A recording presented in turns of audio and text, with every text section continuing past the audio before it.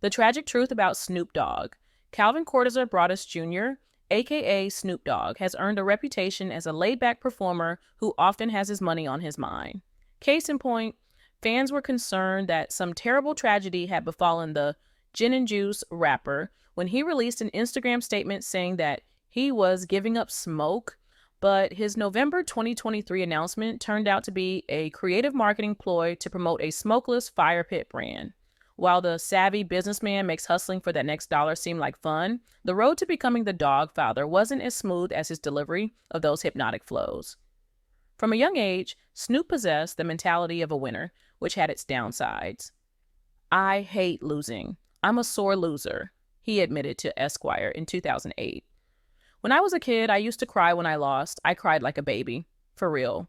In asterisk, asterisk, asterisk, as used to pick on me behind that." His rapping ability earned him a ticket out of the hood, but he later told Complex that it wasn't easy for him to conquer Hollywood. "They didn't want rappers to get opportunity, so I had to figure out a way to make Hollywood come calling for me," he said. Snoop Dogg has also had to defy expectations by proving that he has staying power while enduring an onslaught of tragedies. The music artist's struggles started early, and he summed up his life after becoming successful by telling Esquire, "It might look easy, but it ain't." While growing up in Long Beach, California, Snoop Dogg shouldered a great deal of financial responsibility at a young age. According to the Los Angeles Times, his family's financial situation was far from ideal. So, he helped pay the bills by working as a grocery bagger and getting a paper route. He also tried selling candy, but soon discovered that he could make more money peddling different products. "I started selling every kind of narcotic you could think of," he told Vibe in 1993. "I was like, a regular job ain't paying this much." The rapper was close with his mom, Beverly Tate, who deserves credit for Snoop's stage name. She thought he resembled Charlie Brown's pet canine, Snoopy. Snoop was a choir member who happily went to church with his mother, but when he started running with a crowd that included members of the notorious Crips gang, this put a strain on their relationship.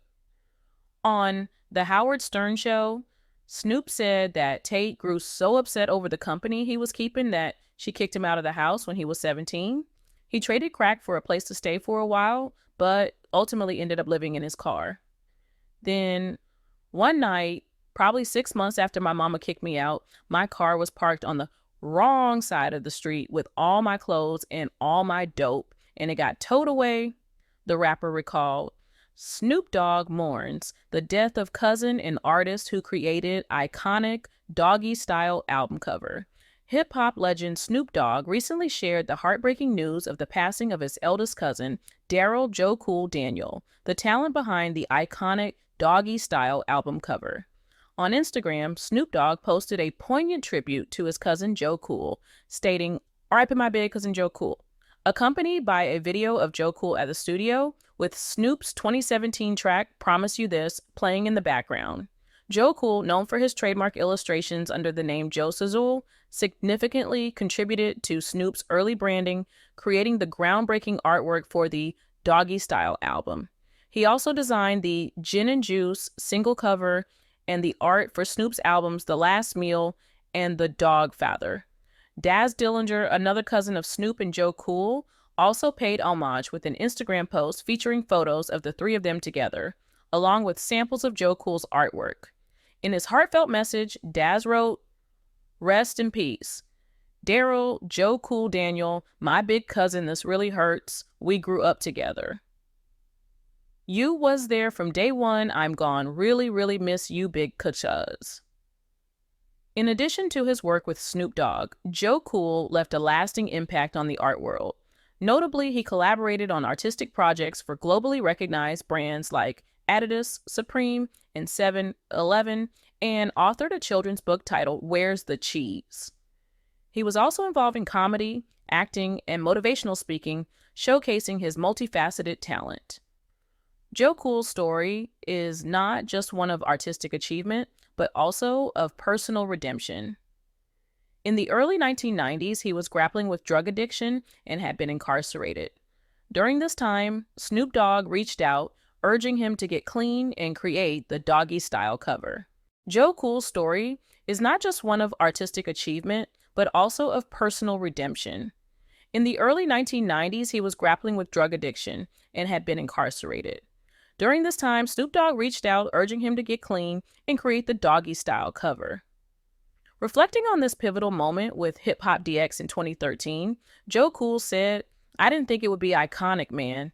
And then when it sold as many as it sold, and I seen up there, it just gave me like, damn, I can't believe it. My artwork is out there because Snoop let it come. He gave me the opportunity, man. He got me a little bit of 15 minutes of fame up in the world. It's been 20 years, man. He gave me that opportunity. Man, I love him for it."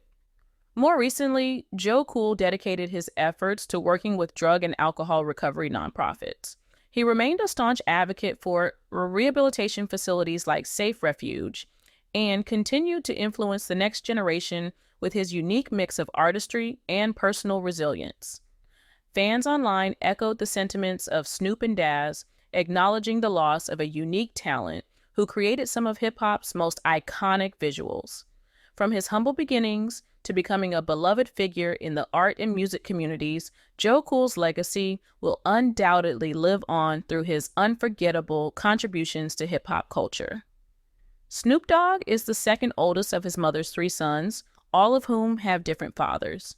His own dad, Vernell Venato, left the family when Snoop was just a baby, and the rapper gives his mother sole credit for raising him. Of his father, Snoop told Spin back in 1993, "I'd see him like 6 or 7 times a year." Varnado is a Vietnam veteran who once tried to find success as a gospel singer before settling for a career as a postal worker. He admitted to OC Weekly that he rarely saw Snoop until the future superstar was a tween. He'd started a new life in Detroit and mainly stayed in contact with his son via phone. "It was hard for me too," Varnado said. Still, when Snoop found success, he could have gotten payback for Varnado's limited involvement in his upbringing by barring his father from enjoying the fruits of his labor. Instead, Snoop helped his dad get involved in the music biz. Varnado became the co-owner of a small record label, and Snoop gave him some songs to include on a compilation album. Perhaps Snoop was so forgiving of Varnado's absence because it inspired him to be a better father to his children. Just to break the chain was the key to be able to say, okay, just because I didn't have my father in my life doesn't mean I'm not going to be in my kid's life, he told The Guardian in 2011. On The Howard Stern Show in 2018, Snoop Dogg revealed that he began hanging around gang members as a young kid. In his world, they were the older heroes that he looked up to. At age 15 or 16, he graduated from being an adoring tag-along to becoming a bona fide gangster when he was given his first gun. This meant that he now had to worry about finding himself on the wrong end of one of the weapons.